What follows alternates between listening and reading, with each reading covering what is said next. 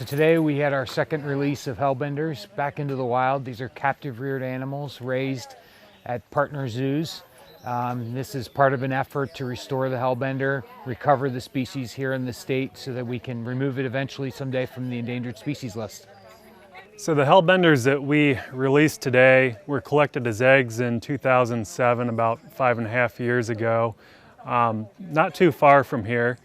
And so they were hatched out at the Good Zoo at Ogle Bay Resort over in West Virginia, and then we raised some of them at the Columbus Zoo.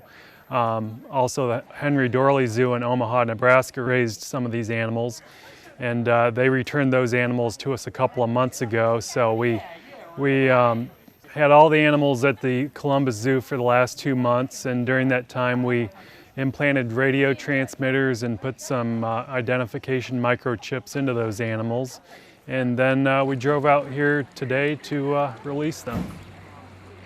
All right.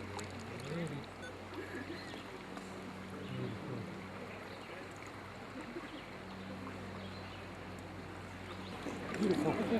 I think you liked your release. 6 of the animals went into boxes that mimic the cavity found underneath a large rock, and they're going to be kept in there for 10 days before they're allowed to come and go. So we've blocked off the entrance, and the point of this is to see if we can get the animals to maybe do a little bit better, having a soft release where they're given some time to acclimate before they're just released wide into the stream.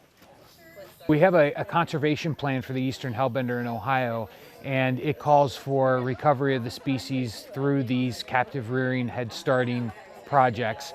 And our target goal is to have multiple self-sustaining populations within 6 different watersheds in the state. So this is really just the beginning.